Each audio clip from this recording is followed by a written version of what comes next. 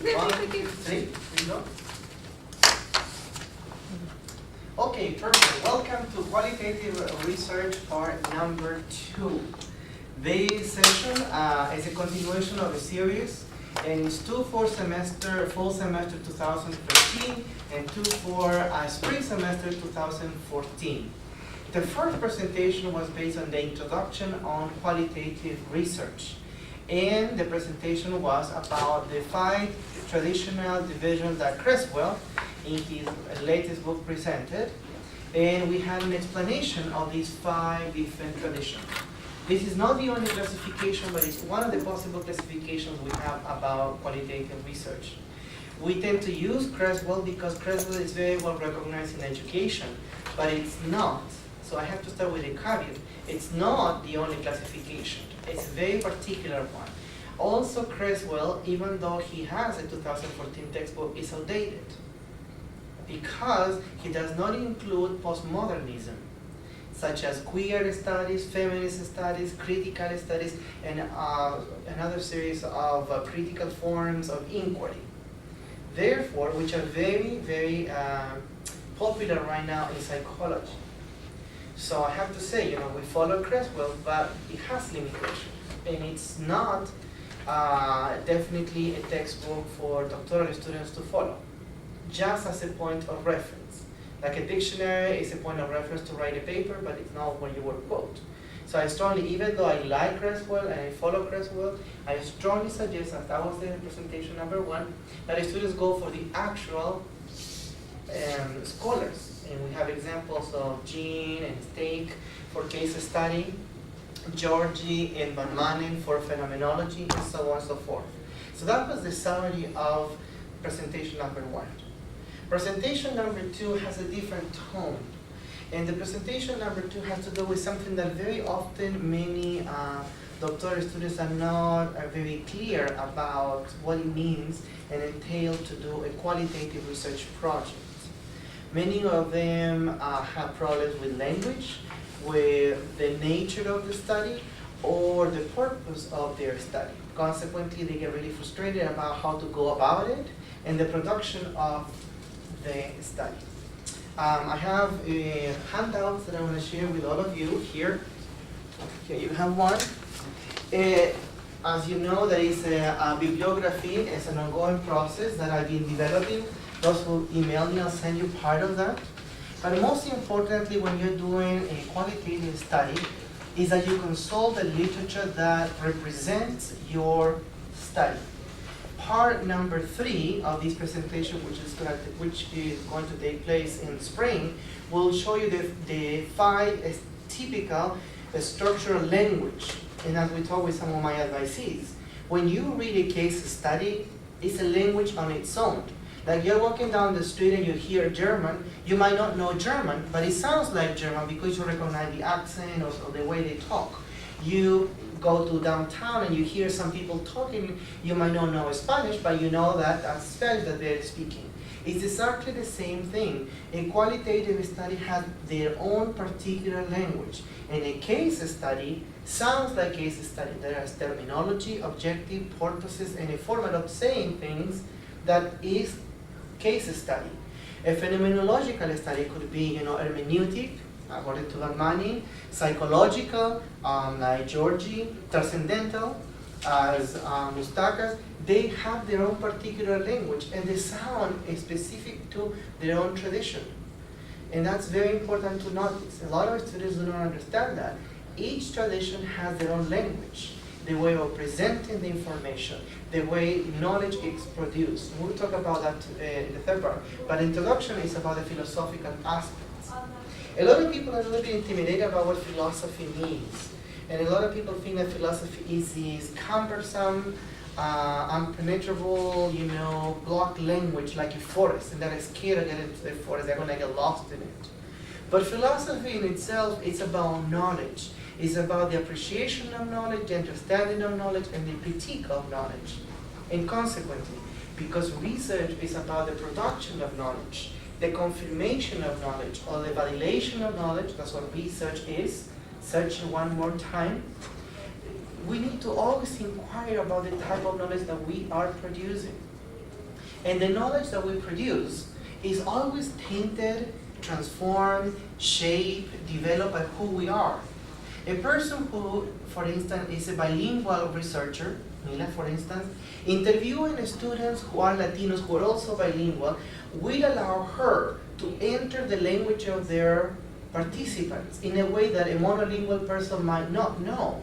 Because not only she knows the Spanish language, but also the culture of the various types of Latinos. Therefore, the people will be able to say certain expressions, certain words, and certain concepts that might not exist in the English language. But because she's an insider, she might have access to that information. At the same time, when you have limitations with the language or the culture or the knowledge that you are researching, there are some things that your participants may tell you, but you might not be able to communicate to others. So that's another aspect that is very important to consider. When we talk about the philosophical principles of study, it refers to the values and reasons for conducting qualitative research. One of my faculty one time, she said that qualitative research is a little bit about me-search. That is much of the research within the process. And the language of the research is always presented. That's why in qualitative research we talk about the voice. Whose voice is talking? Some of you know that one of the specialties is voice. The voice, whose voice we're selecting, which voices we're given presence in the text. The text has a tone, mode, and cohesion.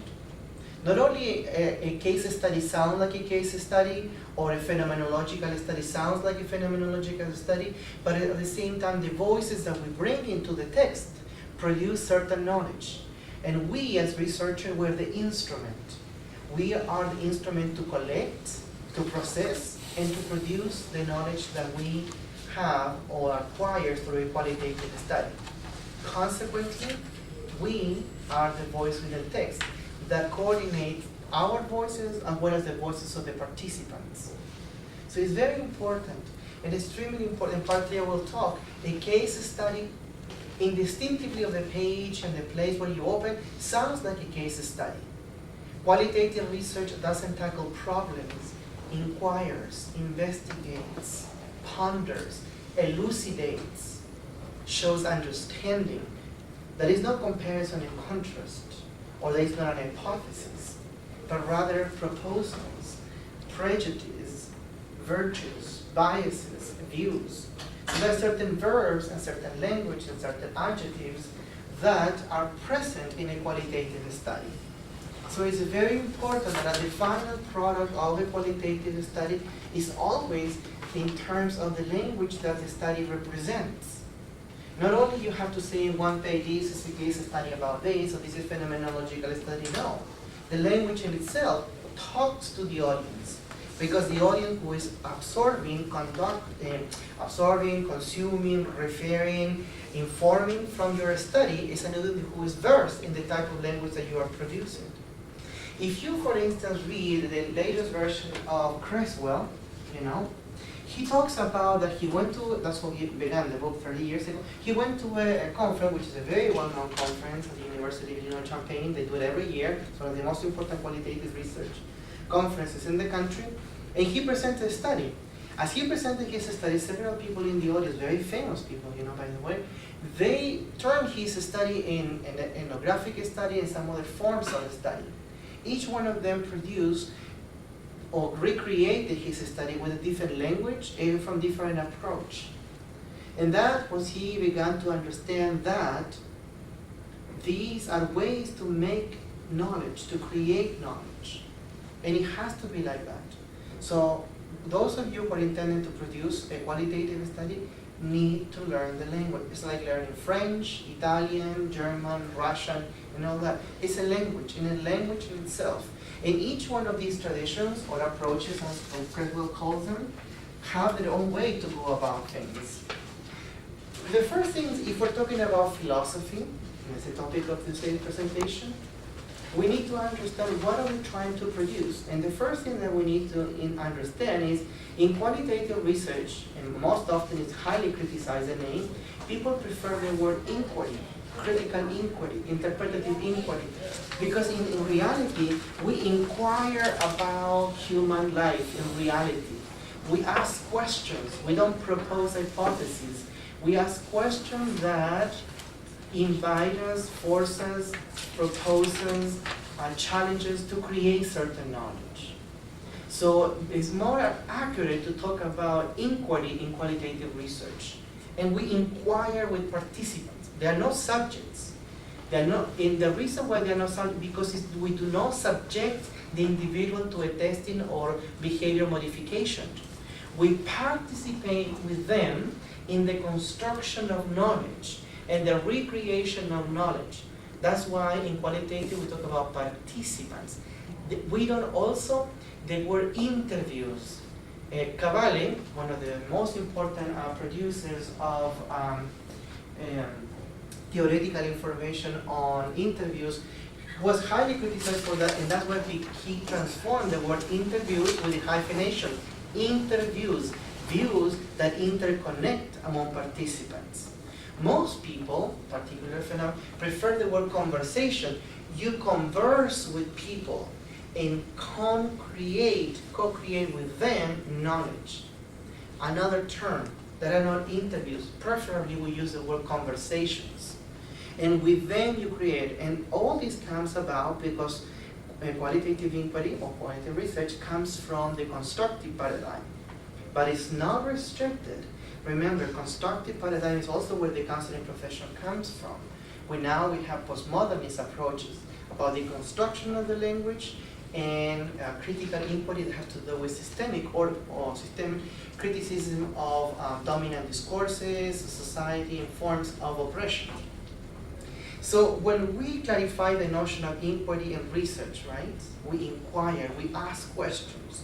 We ask questions with the objective, ask questions, create questions, answer those questions in the company of our conversants, right? That's when we have conversation. We create knowledge. We learn something. And the word that we use in qualitative inquiry is epistemology. Very often, and it's very common mistake, that is one of the things that qualitative inquiry has is, as you see our journey for research inquiry, is there are certain philosophical words that are very much embedded in a text. And one of them is epistemology. Epistemology in philosophy is the study of knowledge. But in qualitative inquiry refers to the creation of knowledge and the questioning of the knowledge that we are producing as well as the knowledge that we are drawing from people. Because knowledge is also related to time, place, and context. For instance, asking or having a conversation with our best friend in an intimate setting, that person can reveal certain things that probably walking down the hall or in front of the mother, the father, the girlfriend, the husband, the boyfriend, that person might not be able to share with you. Context determines a very important aspect of the knowledge. The time.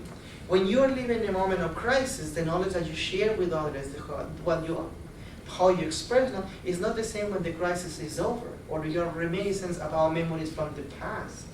So it's extremely important to understand the aspect of location. That's why our text, and we talk about qualitative inquiry, the locative, where we locate ourselves and where we locate the participant and where we locate the knowledge that we are producing with them. So epistemology has to do with the type of knowledge presented, produced, and asking a qualitative inquiry. It is extremely important to see because there are limitations of time, of space, of context, and also you as the instrument, you have limitations. One of the major challenges that people have is they try to produce a qualitative inquiry within a year. It's not usually possible because the type of knowledge and time that you want to produce take a large amount of time to first of all access, collect it, and then produce it.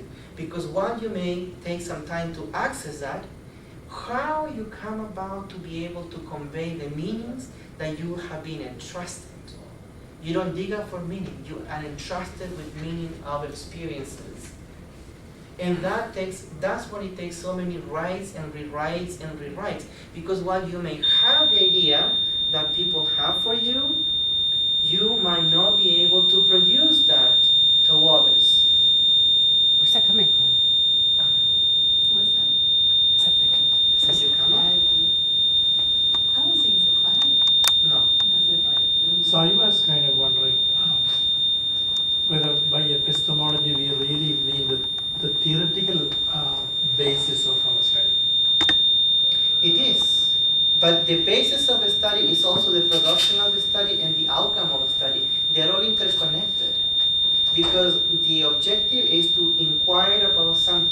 phenomenon, first of all.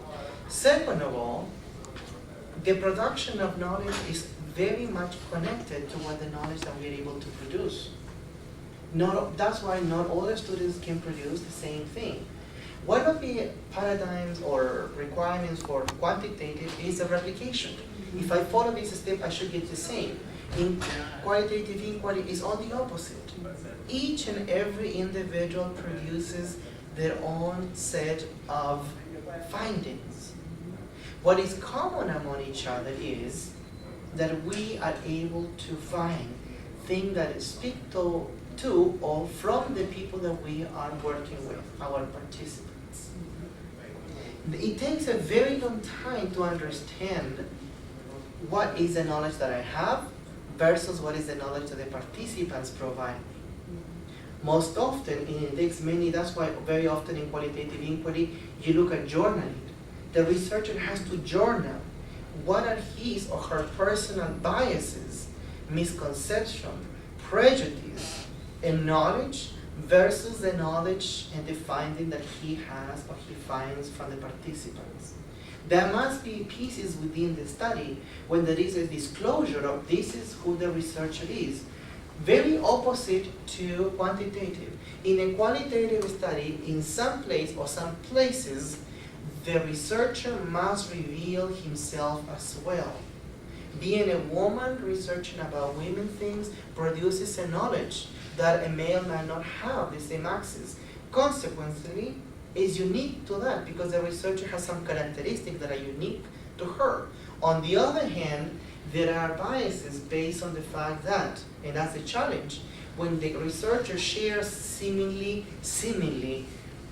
characteristics toward the participants may take for granted that the researcher already understands that, therefore there is no need for me to explain it. And if the researcher is not acute enough and aware enough to tease, or what in qualitative inquiry is called problematization, the concerns and the lived experience. Problematization is very well explained in Crotty's book, Researching the Human Lived Experience.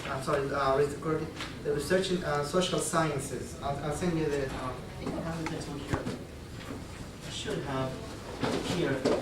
The explanation from the concept of problematization appears there. And that's another aspect that must be also included within a qualitative inquiry. A lot of people made the mistake to think that, in terms of epistemology, a qualitative study is going around interviewing some people and then collecting, some quotes, putting them together, and these are the quotes. This is what people said. That's not a qualitative inquiry. A qualitative inquiry has philosophical principles, the disclosure of the researcher with his or her expressed biases, which are the characteristics of the individual, and most importantly, need to identify what is the approach that the scholar is using to produce that knowledge. So, reporting quotes from the participant is not a qualitative inquiry. The characteristic of a qualitative inquiry, Mayer and many other scholars suggest, is a philosophical interpretation, better known as the problematization of a human experience. It's not the reporting, this is what they said, or this is how often they say the number of words. That's an aspect of qualitative inquiry, but it's not a qualitative inquiry. Researching, interviewing, polling people, that's not a qualitative inquiry. A qualitative inquiry is the problematization of a human experience, better known as a phenomenon. Therefore, just having that's why one of the major mistakes the students make in chapter 4 is that they collect a lot of quotes and they quote and quote and quote, but there is no analysis, no interpretation, no correlation, no meaning making out of that. But rather, this is what they said, without teasing both the meaning of those experiences and the language. Phenomenology is very well known for teasing the language because they recreate words that are necessary to convey or pieces of meaning that the participants are providing.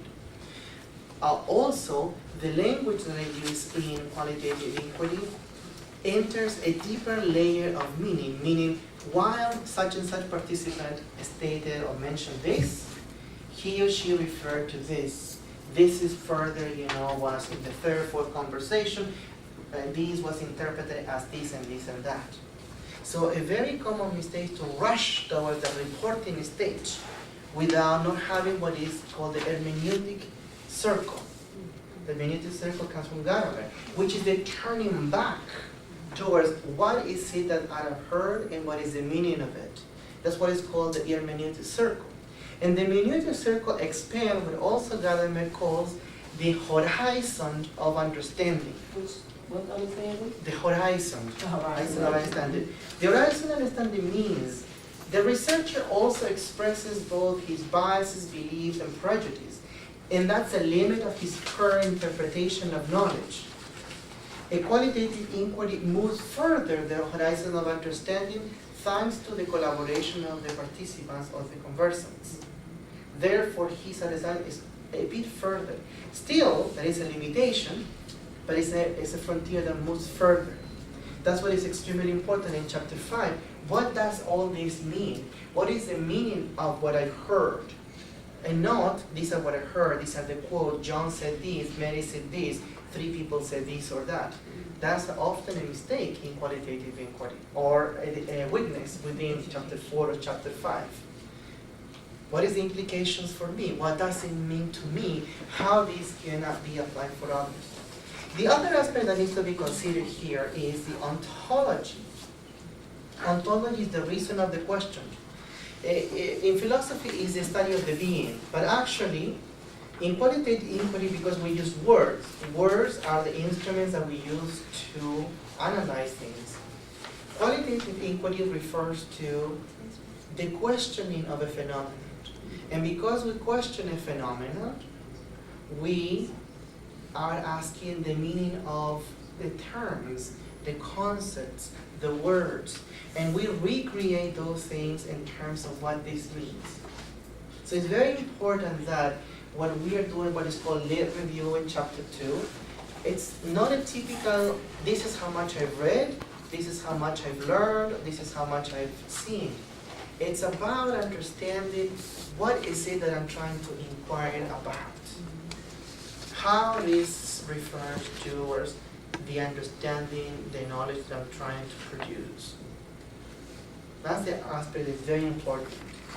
In terms of also of study, and that also falls within the philosophical aspect, has to do with axiology. Axiology is a term that Creswell uses. It refers to all the ethical principles involved in a qualitative study. A lot of people have an erroneous mistake of understanding ethics such as not doing harm or finding benefit. How many people? But qualitative inquiry is more complex than that. By entering a human being lived experience, we remove memories that at times they are confusing, painful. We ask them to relieve the trauma or the experience that they went through. It's not a survey, 3, 4, 5 years or no. It's about talking about themselves. We're entering the human experience, the experience of a human being with feelings and emotions. And we, as such, we also have emotions and reactions towards that. Consequently, a qualitative inquiry at all points in time needs to have in mind not only what am I saying, is it what I'm saying, what my participants mean that I'm saying? Okay, you're black, I'm black, what does it mean to be black to me? It's not what it means to be black to you. Consequently, when we're using black, who's black we're referring to? And the researcher needs to refer, me, let's study. Who's Latina are we talking about? Me, the old Latina, or the young Latina? Me, the documented doctoral student, or you, the, I don't know if I'm going to be trapped tomorrow, or my mom is going to be deported. Whose Latina's experience are we referring to? That's why it's important to consider the axiological aspect of the entire study. And at all given moments, you need to step back about what is being said. On the other hand, too, it's important the ethical principle of what's being said. Who says what? And me as a researcher, whose voices I'm choosing to express in the study? which voices are not present within a study. One part of my dissertation was to talk about the voices of those who were not present. I made a call to talk with those who have been in a peer mentoring experience within a peer mentoring program. But there was a part that is also important to me. Those who were not present or chose not to answer my call, the language I'm using, you call them to participate.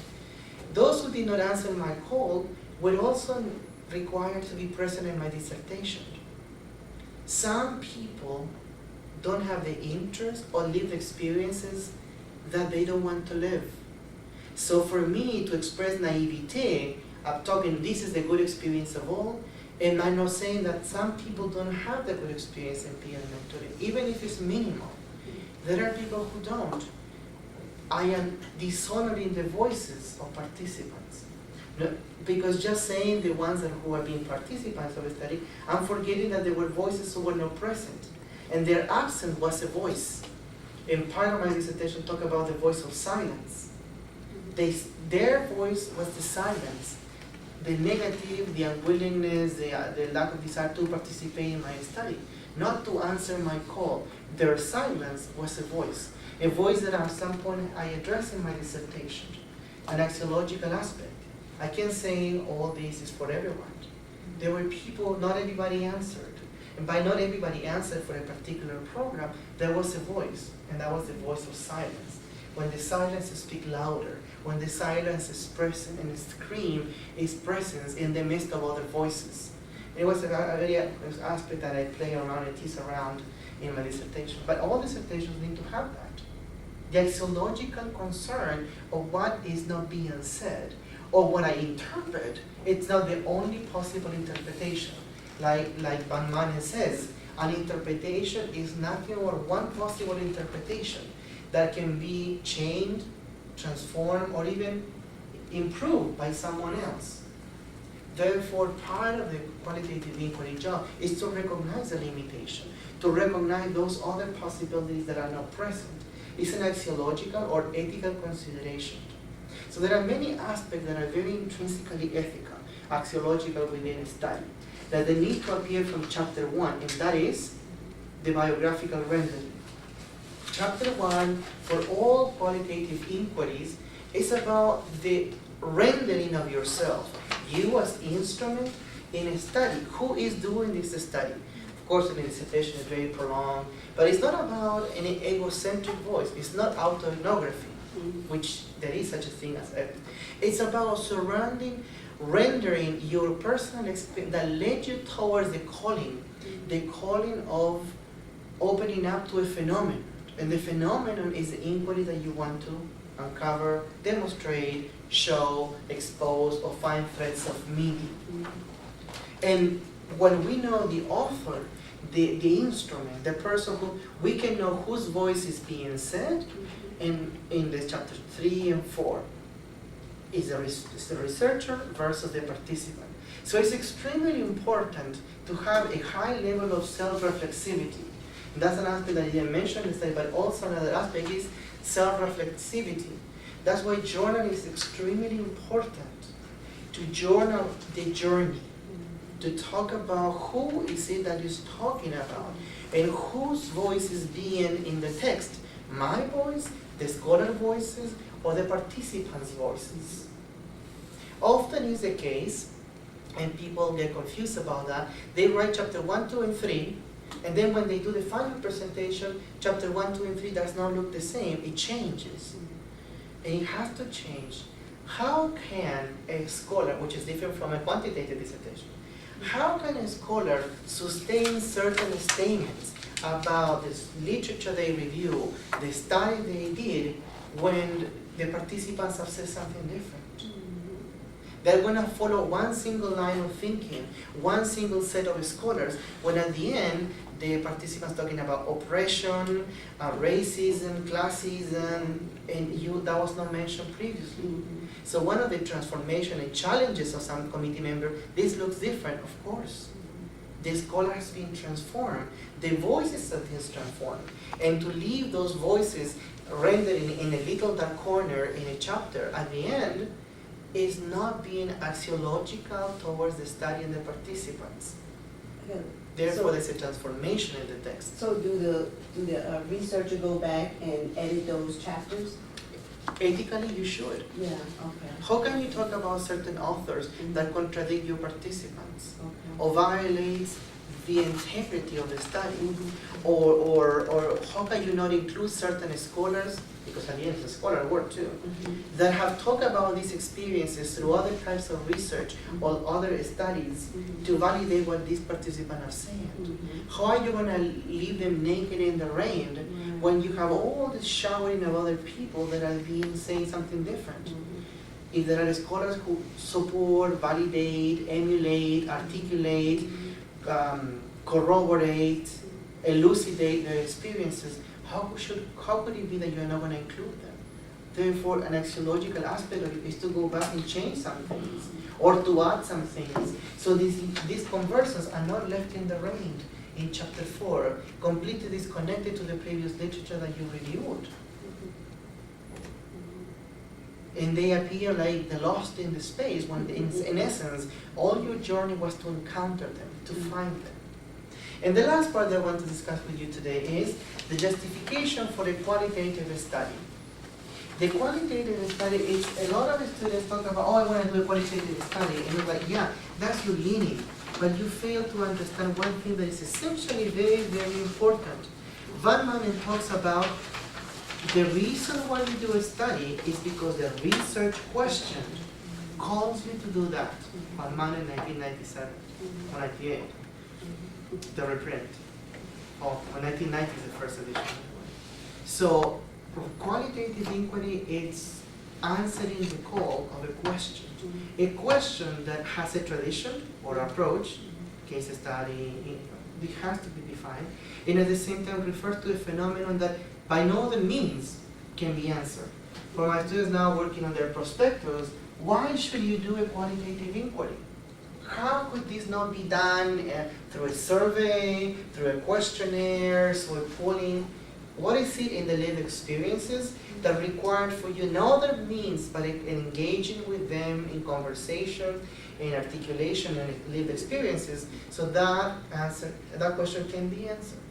That's the objective of the prospectus. Otherwise, if you can do it another means, why don't you do it another way? The second aspect that you need to consider is, here I wrote it, is the research leaning. Whose leaning you have? You know, and it's very important, who are you to produce that kind of text? Is a text that you are trying to produce something that you're capable of doing? Not everybody is meant to do qualitative inquiry. Everyone can access that and read it, but some students don't have what it takes. And, between commas, or between parentheses, qualitative inquiries are extremely good with words. Extremely good with words. They are very famous for very leaning towards poetry and music and arts. That's why in qualitative inquiry sometimes you say, oh my God, this sounds so wishy-washy. It has poetry, it has rap songs, it has all these imagery. What do you mean? It's because art produces feelings, emotions, evokes sentiments in people that the researcher borrows in order to evocate the meaning of those human experiences that are being conveyed or entrusted to him and her. So when people say, oh my God, this poem is just so depressing, it's the mood. A victim that is talking about what it means to be date raped, it's not about, she doesn't care if she is 1% of the population. It was her experience. It was devastating. It was painful. It's still 30 years later, still mourning that, raising grandkids and at times remembering that trauma. Oh, that's what is so sad. Exactly. All people say, oh my gosh, what does this? All the wishy-washy, words and plays. It's so confusing. Well, one of the meaning was confusion. They're making sense of it, trying to explain others for years, but never was able to explain, just to live it. Well, the husband never got it. That's what it means.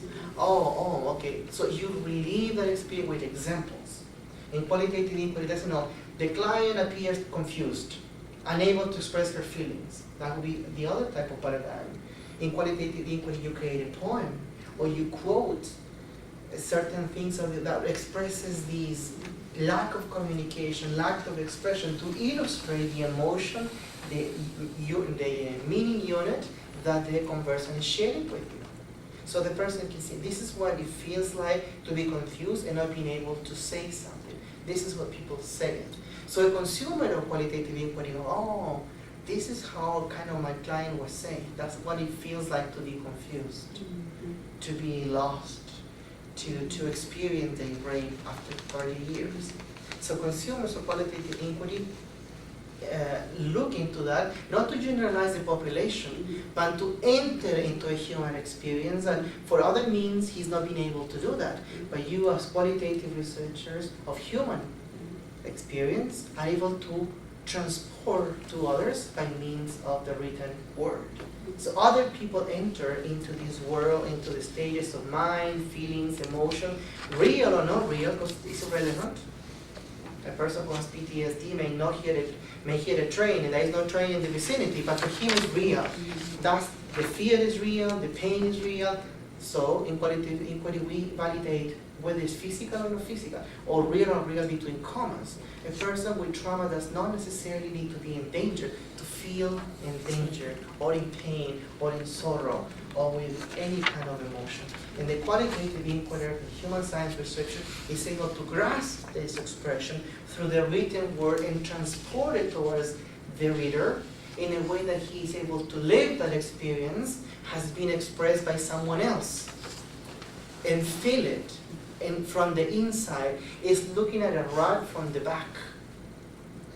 I know what happens in front, but how is it the threads? How are the colors mingled, braided, twisted around? That's the part of the process. And another reason why sometimes I say, this is very confusing, it goes back and forth. Human experience is constructed back and forth. It's not linear. The other thing is resources. Qualitative inquiry requires extensive resources, time, and more time.